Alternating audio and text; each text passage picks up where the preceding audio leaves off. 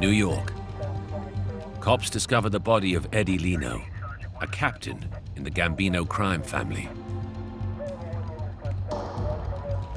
Lino was well known to the police as a mob hitman.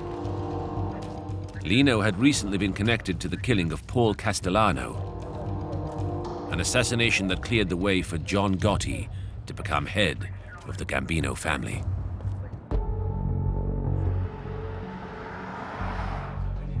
Police go door to door and find a witness. Although too far away to identify the killers, she saw enough to allow police to piece together what happened. There was a witness who reported that they had seen what appeared to be a police light and what looked like a routine police stop. The killing bore all the hallmarks of a Mafia hit. The two shooters posing as police. It's a tactic that's been used many times before.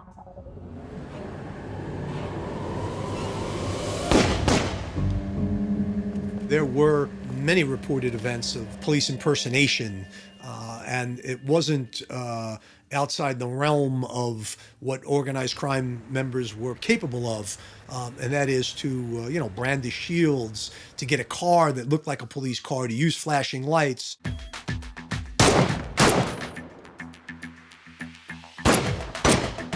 Posing as cops to kill informants has become an unexpected downside of the success of the RICO law.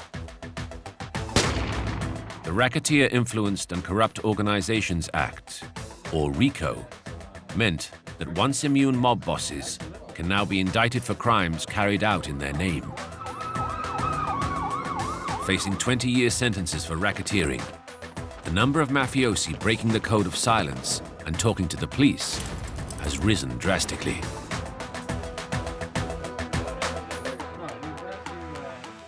It looked like Lino had been silenced, and with the eyewitness information inconclusive, the case was dropped.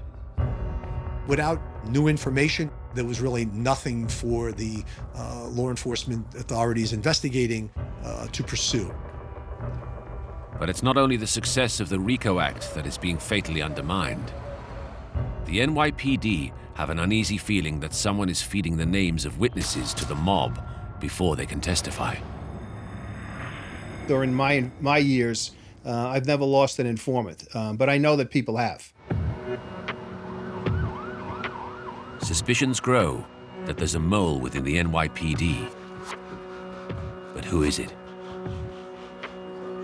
With 10,000 police in the department, identifying a bad apple won't be easy. When the police raid the home of mobster Rosario Gambino, they make a breakthrough. Rosario was a heroin trafficker for the notorious Gambino godfather, John Gotti. Rosario Gambino was a made man inside the Gambino crime family. He had real power within that family. He was a man of respect, as they like to call him. Hidden in his house are police documents, copies of classified NYPD reports containing intelligence on the Gambino family. The information could only have been fed to him by someone within the force.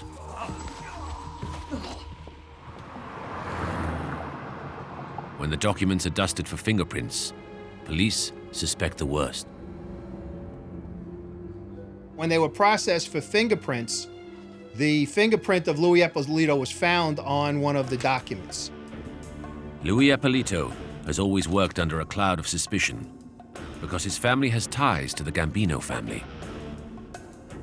Although he has a reputation for being a hard cop who gets results, his grandfather was a friend of Lucky Luciano, and his father was a made man. It was not shocking to some people in the police department that Louis Ippolito's fingerprints were found on that document, because there was always the suspicion that he had, these mob connections. Ippolito protests his innocence, but no one is ready to listen. The detective is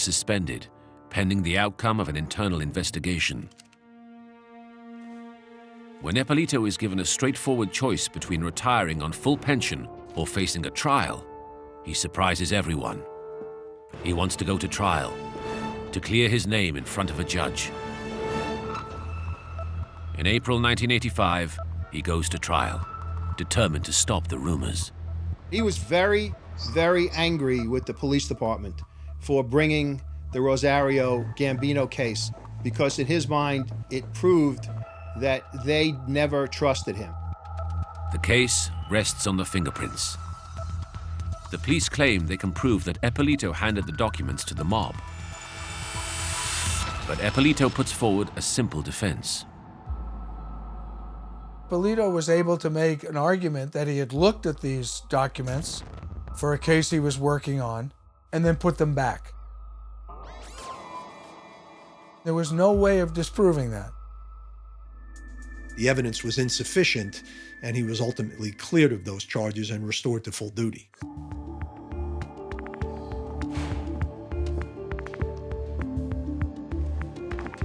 Ippolito is vindicated, but despite being cleared, the whispers continue to haunt him. There were factions within the department and within the law enforcement community that felt that he might have dodged the bullet.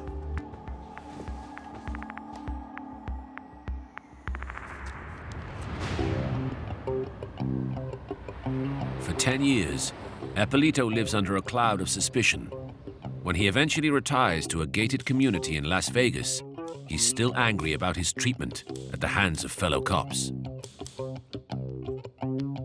He decides it's time to share his story with the world and write a book about being a detective with mob connections. He gives the book the ironic title, Mafia Cop. The book is a hit, and Ippolito gets invited on the talk show circuit. If Ippolito hoped to exorcise his demons, one television appearance will bring them back to haunt him. In Staten Island, a woman called Betty Heidel sits down to watch daytime TV. When she sees Ippolito, it hits her like a sledgehammer. She recognized him immediately. 10 years earlier, Heidel's son, Jimmy, had disappeared. She vividly remembers that on the day he vanished, 2 men claiming to be cops came looking for Jimmy. She remembers so clearly because they roughed up her younger son. There was something about those 2 men that never sat right. Betty had always been convinced that they were involved in her son's disappearance.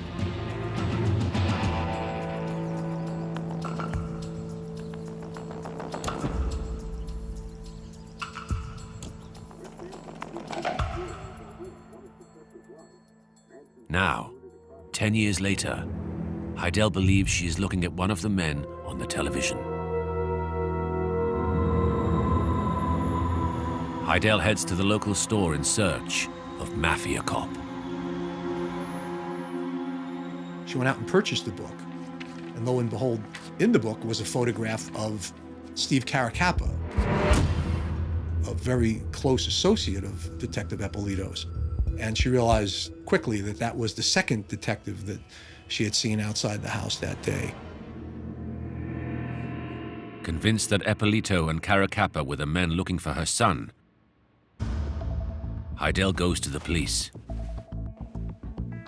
She is interviewed by cold case specialist, Detective Tommy Dades, a decorated 20-year veteran of the NYPD. Dades listens closely to Heidel's story. Betty imparted some information to Tommy that she had never told anyone in law enforcement before. And that was on the day that her son Jimmy disappeared, Lou Ippolito and Steve Caracappa were outside her house looking for her son Jimmy. Dades has to be cautious. Heidel is accusing 2 retired cops of involvement in a suspected homicide. But Dades is impressed with the clarity of Betty's memory and her conviction that Ippolito was involved. Something in his gut tells the detective that Heidel is telling the truth.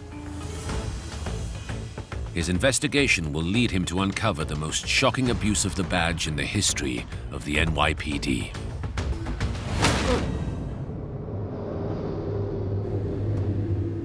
Dades takes his concerns to the head of the Brooklyn Rackets Division, Assistant District Attorney Mike Vecchione. Vecchione listens carefully as Dades outlines the story he got from Betty Heidel. He came to me one morning, as he did many times before, and said, "I think I got something on Eppolito. Are you interested?" I said, "Yeah, tell me about it. What do you have?" And he told me about Betty Heidel, that she called him and said, "You know, there's something that I meant to tell you." And she related to him the incident involving Eppolito and Caracappa on the day that Jimmy Heidel disappears. So he said, "I think that that's enough." He said, "Do you think it's enough to open up an investigation into, Jimmy Heidel's death?" And I said, "Yeah, I do." And that's how we started the investigation. Maybe something was missed in the initial investigation into Heidel's disappearance, so Dades orders the old NYPD and FBI case files. The initial hope was to solve the murder of Jimmy Heidel. But given Jimmy Heidel's connections to the Mafia, the investigation quickly broadens to include other cases that involve the mob. Tommy found out that there were boxes and boxes of material that were kept there as part of all of the investigations that were going on into the mob around that time frame, 10 years before. So we were able to get permission from the head of the organized crime section of the U.S. Attorney's Office to find the ones that he thought would be pertinent to an investigation into Caracappa and Eppolito. And he did. He found, I think it might have been about 10 boxes worth of materials. Joe Ponzi was at the heart of Vecchione's investigation. Once we received all the reports and data, we created a war room in the Brooklyn District Attorney's Office. My curiosity was piqued. I had made up my mind that this was going to be examined and once again put to rest one way or the other. In the hunt for Eppolito's name, they have to cast the net wide. The search takes them to a character at the heart of the FBI crackdown on the 5 big crime families back in the 1980s. The RICO Act had forced many top mafiosi to break the vow of silence and turn informer. One of them was a brutal underboss of the Lucchese crime family, Anthony Gaspipe Casso. Facing the rest of his life in prison, Casso offered up everything to the feds. He decided to become a government witness. Casso held nothing back, and none of his former associates were safe. The way that the government debriefs people like him is they sit him in a room for days and they go through his entire history. So not only is he giving up himself, he's giving up everybody else who he has ever been involved with. Dades and Ponzi are intrigued to discover that among the many names that Casso gives up are the NYPD cops, Lou Eppolito and Stephen Caracappa. Given Eppolito's court victory and his bleeding heart biography, the investigators are stunned to find Casso connecting him to the Lucchese underboss. I found that incredibly shocking. I struggled with the idea that this could be true. Casso first mentions the 2 cops in connection with the abduction of a man who was handed over to the Mafia.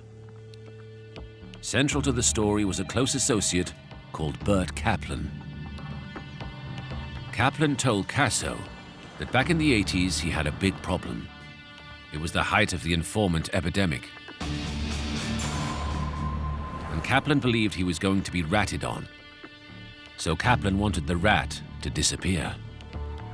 He was going to be the witness that put Kaplan away. Kaplan wanted him gone.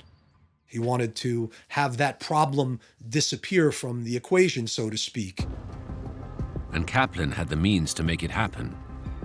While he was inside Pennsylvania's Allenwood prison, he met an inmate with a story too good to be true. The inmate knew two crooked NYPD cops who could track down informants. At the time, Kaplan was cautious. At first blush, Bert wasn't interested. He was distrustful of cops. He felt that two cops that were willing to go to that level to betray their own oath and badges probably couldn't be trusted. But now he had a rat threatening to put him behind bars. Kaplan got back in touch with his old prison buddy. In relatively short order, he said they're willing to do it, and a $25,000 fee was agreed upon for the abduction and murder of Israel Greenwald. In the transcripts, Casso states that in February 1986, the two cops pulled the rat over. They told him that he was the subject of a hit-and-run investigation, that he had to accompany them back to Brooklyn to stand in a lineup. Greenwald complied, got in the unmarked police car. But the cops didn't drive him to the station. Eppolito and Caracappa drove the man to a Brooklyn garage and handed him over to the mob.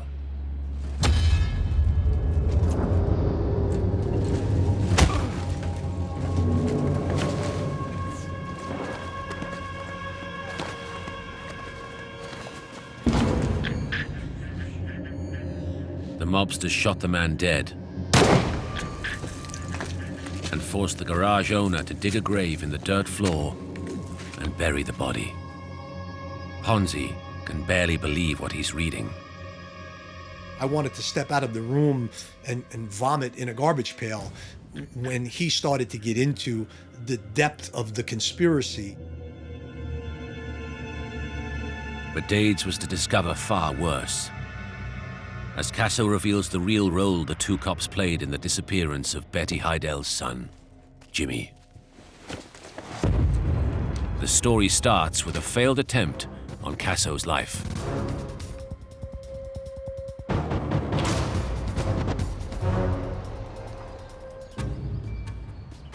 Casso had made an appointment to meet an associate of his for a discussion about some stolen treasury bills, but in fact he had been set up. While he was sitting in his own car, shots erupted.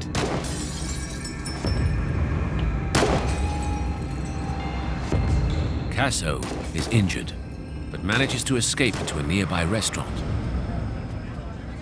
Casso, he was out of his mind with rage and anger and was willing to do anything to exact revenge on the individuals who were responsible for that attempt on his life. This time, Casso asks his old prison contact, Bert Kaplan, to contract the police detectives Eppolito and Caracappa to find out who tried to kill him. Kaplan and Casso liked using Eppolito and Caracappa because they were a known, reliable entity in terms of getting what they needed. As fate would have it, Eppolito worked in the very NYPD precinct where the attempt on Casso's life had taken place.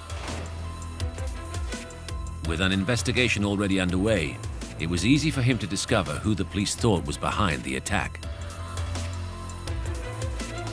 Detective Eppolito passes the names to Kaplan, who forwards them to Casso. One of the names on the list was Betty Heidel's young son, Jimmy. But the cops' involvement didn't end there. They also took Casso's money to finish the job. That was when Eppolito and Caracappa went to Jimmy Heidel's house in Staten Island and grabbed Jimmy's brother, Frankie, by mistake.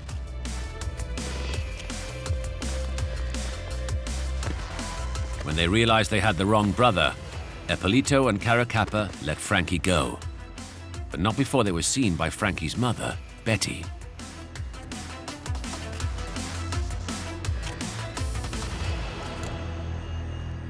During his confession, Casso explains what happened next. Later that day, Ippolito and Caracappa finally tracked down Jimmy Heidel. They arrested him on the street and bundled him into their police vehicle.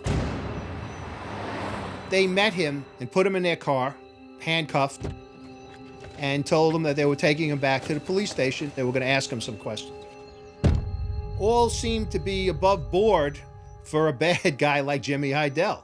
I mean, he was always a hanger-on, a wannabe in terms of mobster. So getting put in a police car is nothing unusual for him. The problem for him was that he was not going to a station house. He was taken to a house, tied to a chair in the basement of a house, and tortured.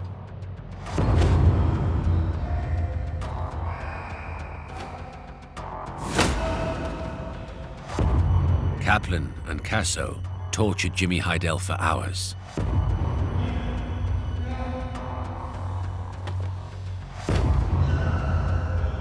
Until the kid gave up the men behind the failed hit on Casso.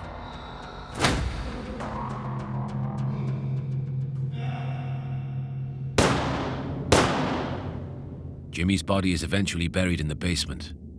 Casso has the names of the men who tried to kill him: Nicky Guido and Eddie Lino.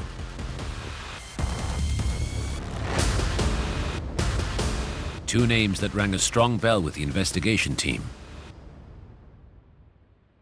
It was like a roadmap for us into the activities of the Mafia cops. Now the Lucchese underboss had to finish the job. He wanted to show his enemies that if they wanted to kill him, they better do the job properly. The first target for his revenge would be Nicky Guido. Casso sends his two NYPD moles to track him down.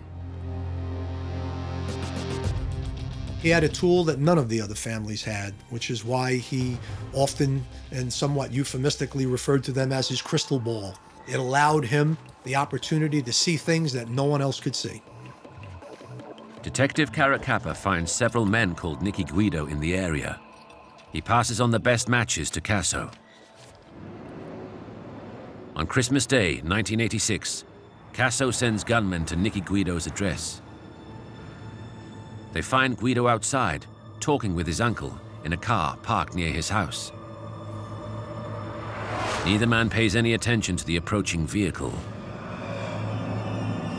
Casso's men strafe the car with bullets. Within seconds, Nicky Guido is dead. Only this is the wrong Nicky Guido. Casso's men killed an innocent kid showing his uncle his new car on Christmas Day. According to Casso, even though the wrong Guido had been killed, Ippolito and Caracappa were rewarded for their help. The two cops went on the Mafia payroll. Casso and Kaplan paid them $4,000 a month with a bonus check for each murder they committed. When I found out that they were on the mob payroll, I was flabbergasted. I had never heard of anything like that in all the years that I had been involved in law enforcement. The district attorney called it the most serious case of police corruption in the history of the New York City Police Department. Casso's confession is dynamite. The more Vecchione discovers, the more he wonders why the feds didn't act. I was shocked that the FBI didn't bring it to the attention at least of the Internal Affairs Bureau of the police department. A little discreet digging gives them an answer they don't want to hear.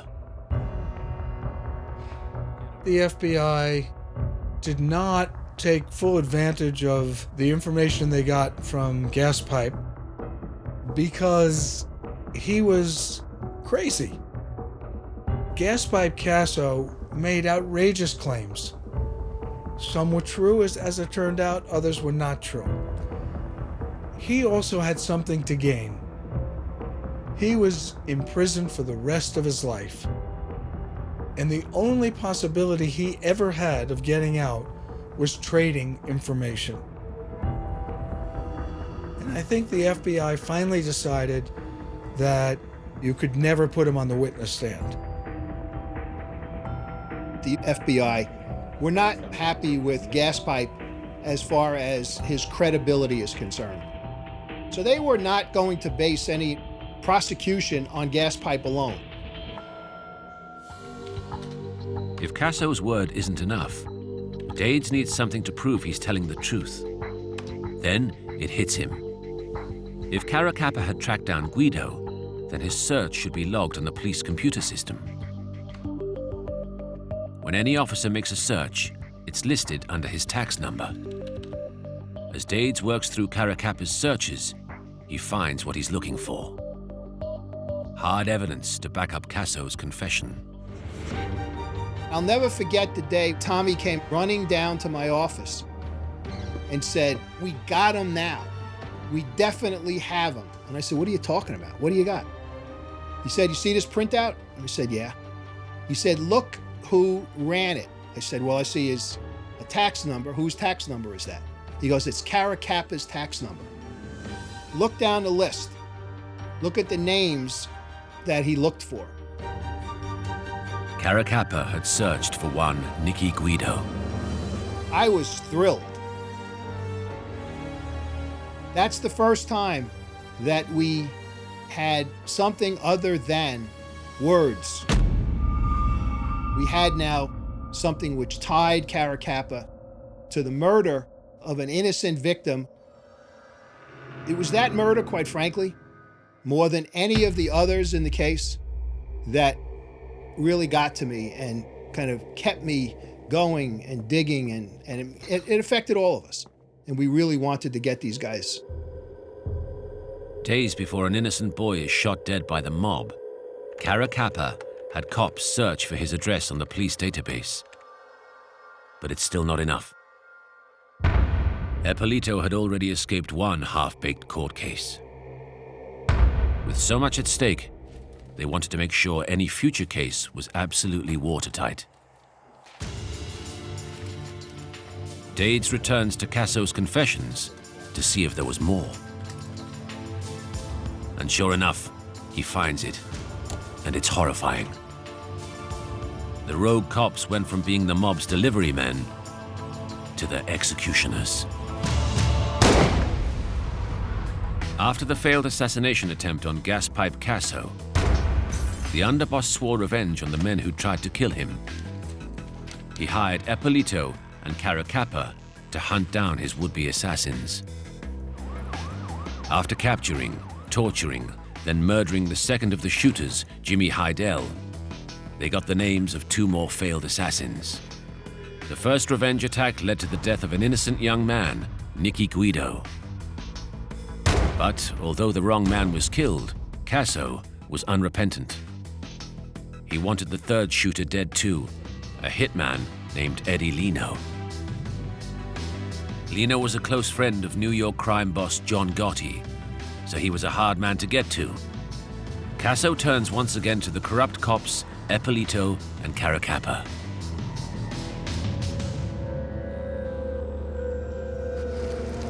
They pull Lino over on a desolate road, like he's committed a routine traffic violation. But with the mob cops, nothing is routine. Caracappa pulls a gun and shoots Lino at point-blank range. Lino dies instantly. The detectives have turned a corner. They're now fully fledged killers.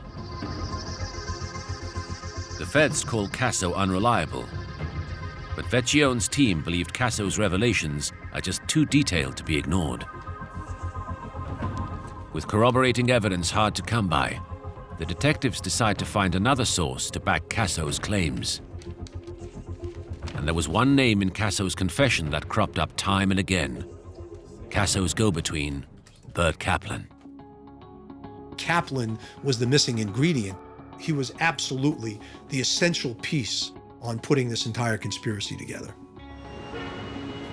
At the time, Kaplan is serving 27 years in prison on a drugs charge, and so far has resisted all attempts to flip him.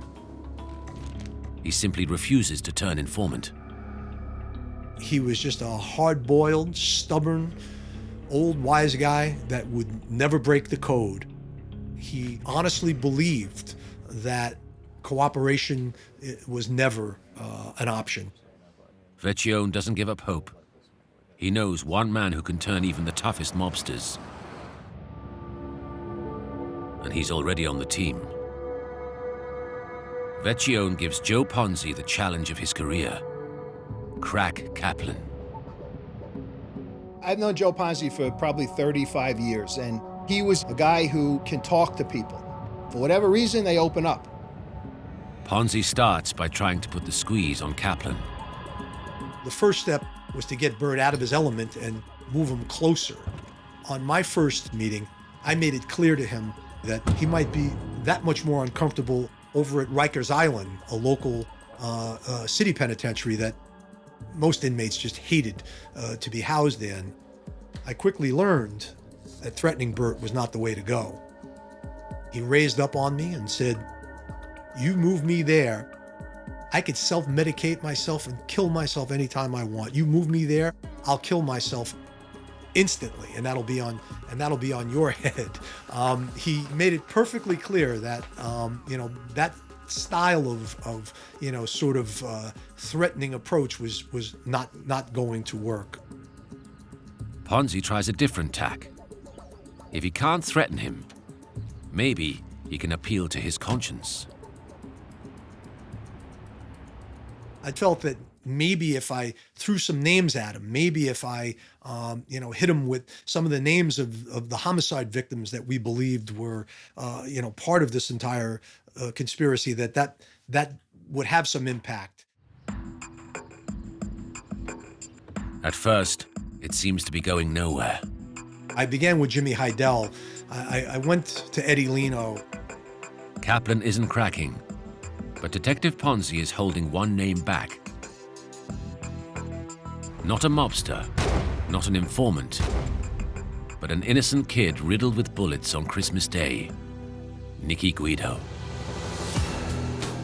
I saw his face just turn from a scowl to almost beet red.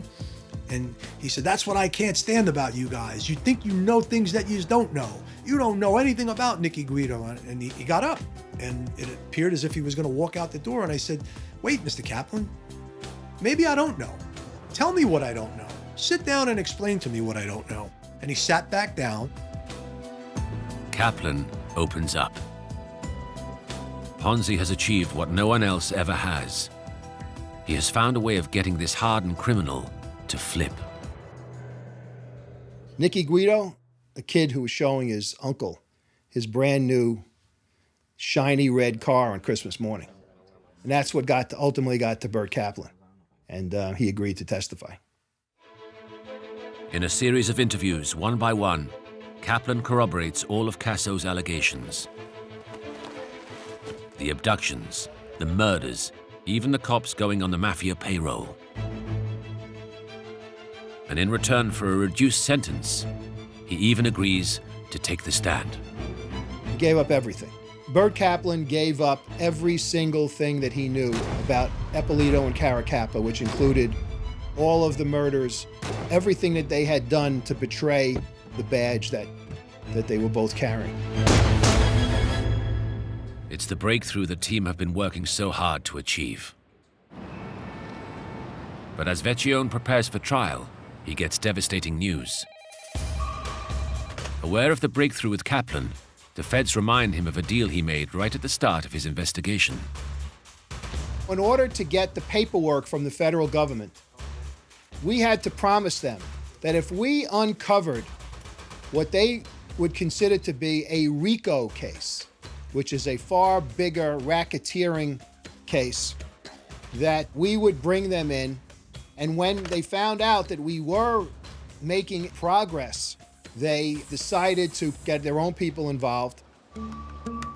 Pulling rank, the feds argue that Ippolito and Caracappa have run their own criminal enterprise for decades. If you can establish an enterprise in the present day and then take incidents that happened in the past, meaning these murders, you can put together a RICO case. And that's what they did. Frustratingly for Vecchione, the investigation he's worked on for so long is suddenly taken away from him. It became a completely federal government U.S. attorney show, and we were out. It was as if they cut out a piece of my liver, quite frankly. We had, kind of put our blood, sweat, and tears into this. And now, you get to the finish line and someone says, oh, hold on, you can't cross. We're going to cross the finish line for you. Well, you feel horrible. You feel horrible. In Las Vegas, the DEA run recon on the two retired NYPD detectives, sending an agent to stake out Eppolito and Caracapa's residences. Noting the license plates of every visitor that comes and goes, it doesn't take long to discover that one of the cars parked in Eppolito's drive belongs to a known drug dealer. With this information, the feds devise a sting to finally take Eppolito and Caracapa. An agent posing as a movie producer gets in touch with Eppolito to find out if the retired cop can supply recreational drugs for Hollywood associates heading into Vegas for a good time. Eppolito supplies the drugs. It's all the feds need to take the mob cops down.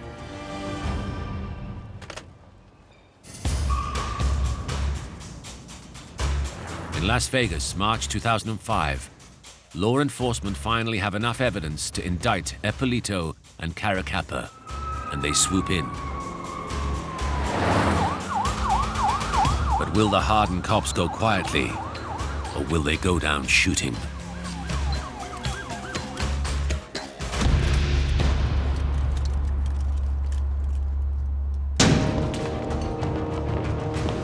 Las Vegas police swoop in to arrest the crooked cops. They give themselves up without a fight.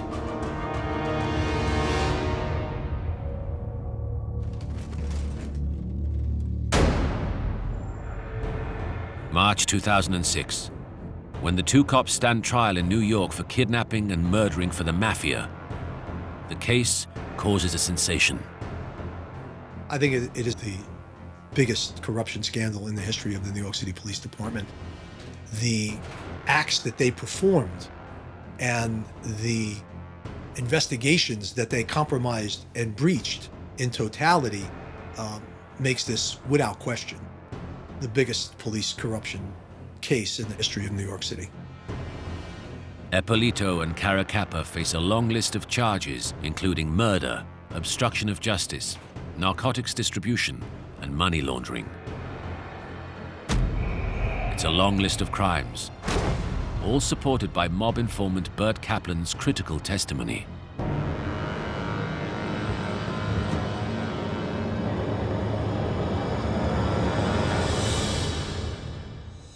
The specific nature of his information was so detailed, so fine, just so incredibly and impeccably laid out and corroborated independently so many different ways that we were all very confident going forward that this would result in a successful prosecution.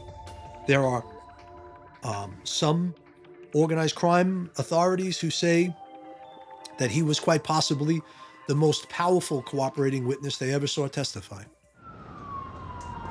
The evidence against the corrupt cops is overwhelming. And in April 2006, after just 10 hours of deliberation, the jury returns their verdict. Eppolito and Caracapa are found guilty on all counts. They're both sentenced to life in prison, with no possibility for parole.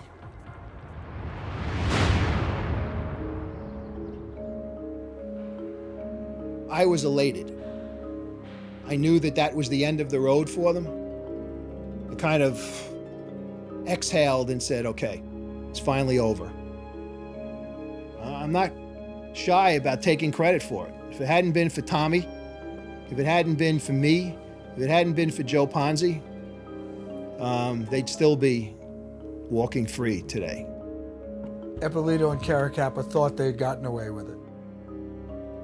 And had they kept a lower profile, they would have gotten away with it.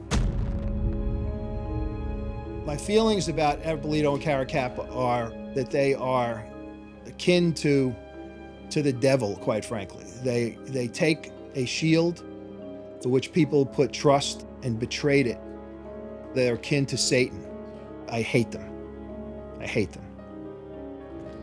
I don't think that anybody could give you a fair estimate of how much damage these two people did to the NYPD.